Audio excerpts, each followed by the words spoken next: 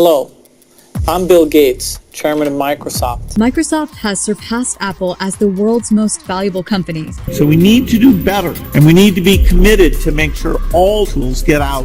This is the richest man on earth. Microsoft's comeback plan. Microsoft, the only company that didn't just survive the tech revolution, but led it.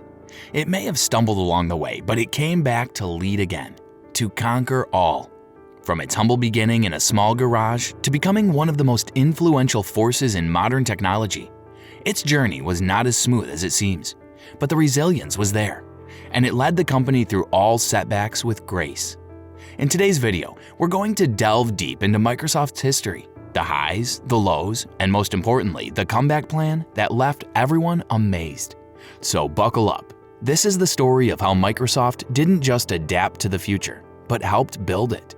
Before we start with Microsoft's advent, let's talk about the man behind it all, the great tech genius, Mr. William Henry Gates III. Yes, the real name of Bill Gates is William Henry Gates III, and if you didn't know that, well, now you do. Bill Gates was born on October 28, 1955 in Seattle, Washington. He was the only son of William H. Gates Sr. and Mary Maxwell Gates. His love for the tech world began at a very early age. He was only 13 years old. He wrote his first computer program. It was a version of tic-tac-toe, and he built it on a GE computer in his private school. The school staff was amazed by the ability of the young boy, and they asked him to make a program for scheduling students in classes. And the program, of course, made him end up in the class with the most popular girls, but it also led him to the right path.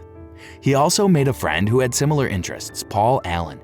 Together, these two would skip classes to work in the school's computer room. They were fascinated by what they could do, by just pressing a bunch of keys, obviously in the right order, but yes, the boys knew what they were doing. At the age of 16, they came up with their first real tech adventure. It was a small company called Trafo Data. They made a computer that could read and process traffic data for local governments. But the venture never took off. Just as the business started gaining a little traction, the government started offering free traffic data services. Talk about bad timing. Their business model vanished overnight, but they never lost hope.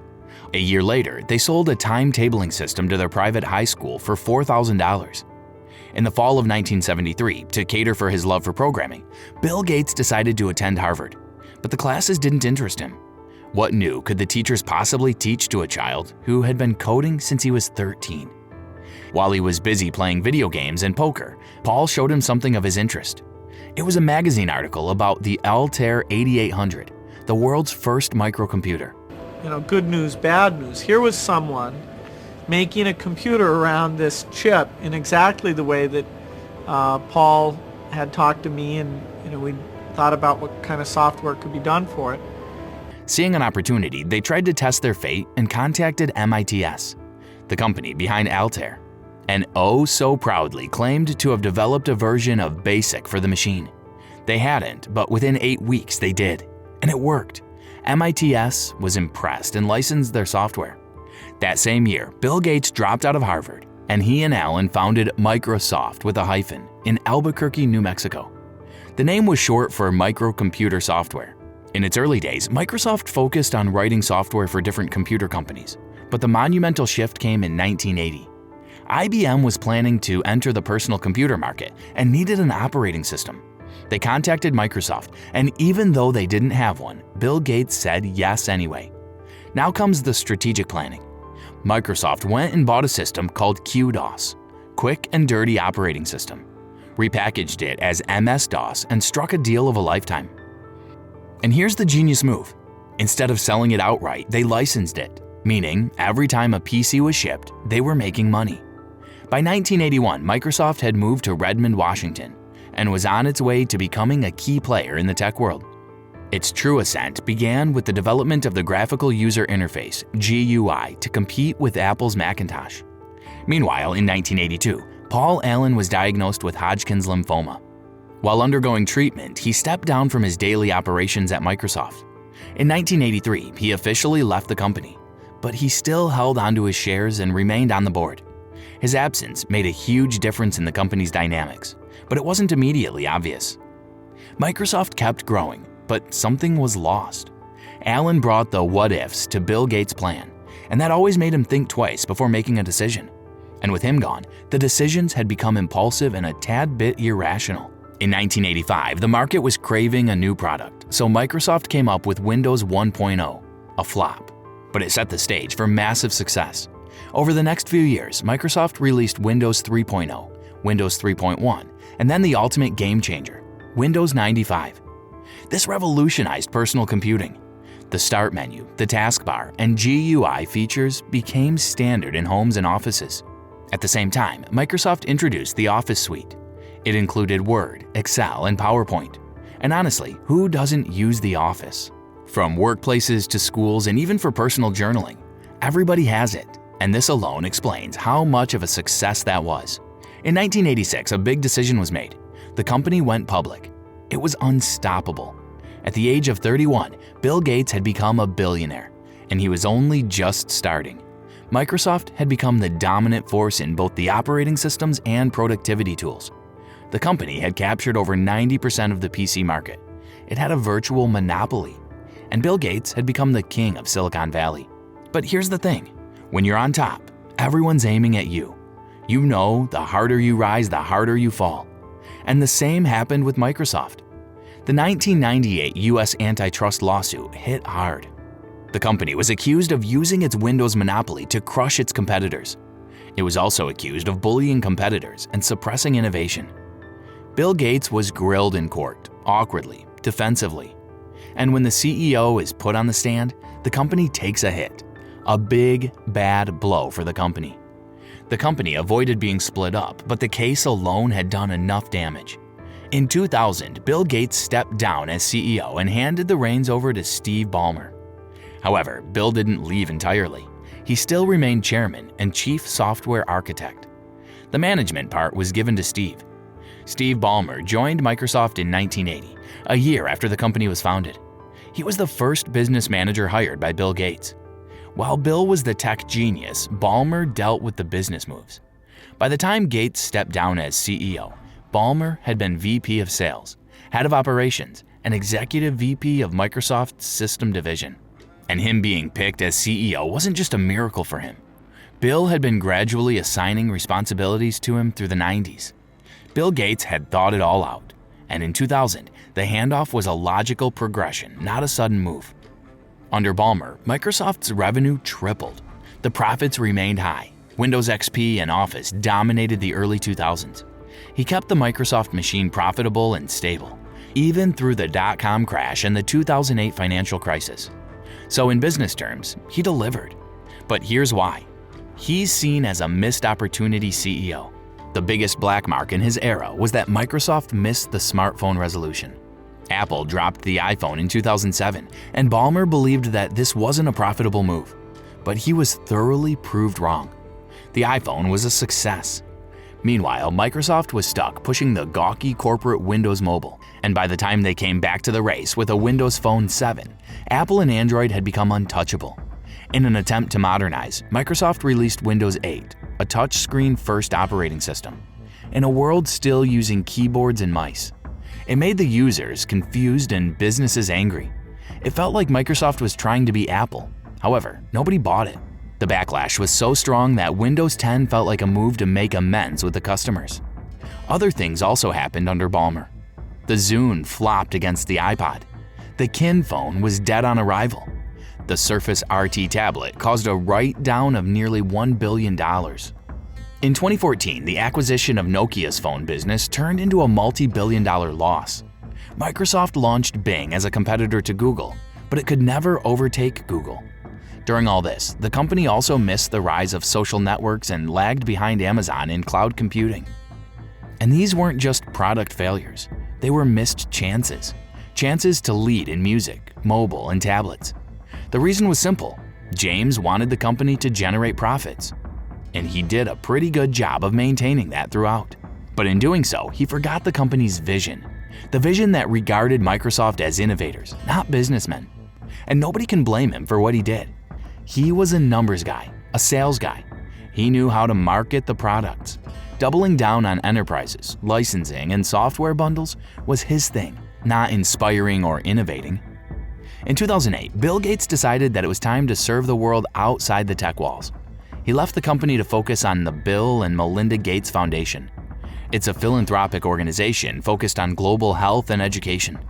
Setback after setback, the once unshakable tech giant began to feel outdated. But then, in 2014, everything changed.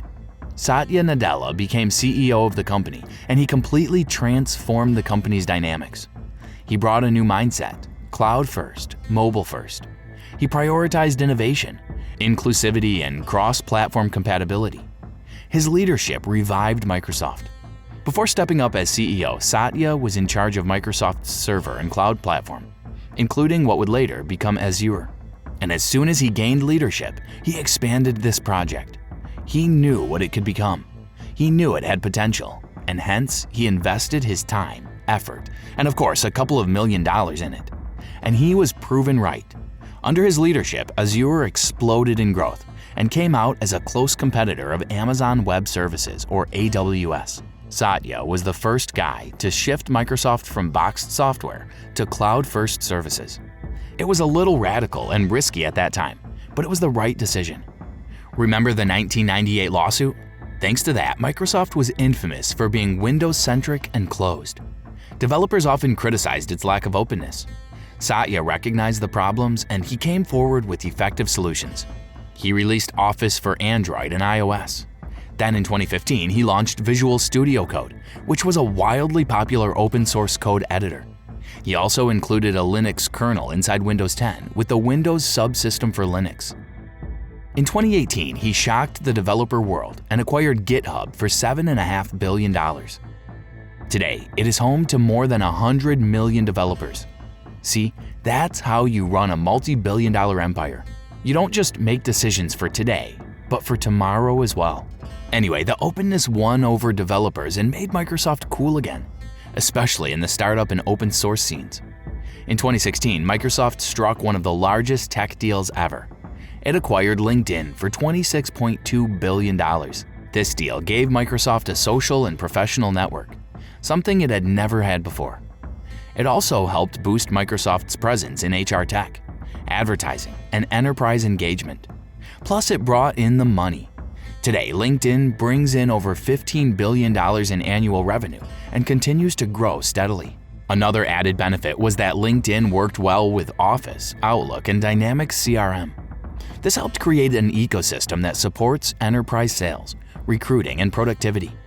With all these big moves, we have learned one thing about Satya, that he has excellent foresight. But if you're still not convinced enough, hear this. In 2019, Microsoft invested $1 billion in OpenAI. Between 2023 and 2024, the total investment exceeded $13 billion, making Microsoft its exclusive cloud provider via Azure. They bet big on AI before most tech giants took it seriously.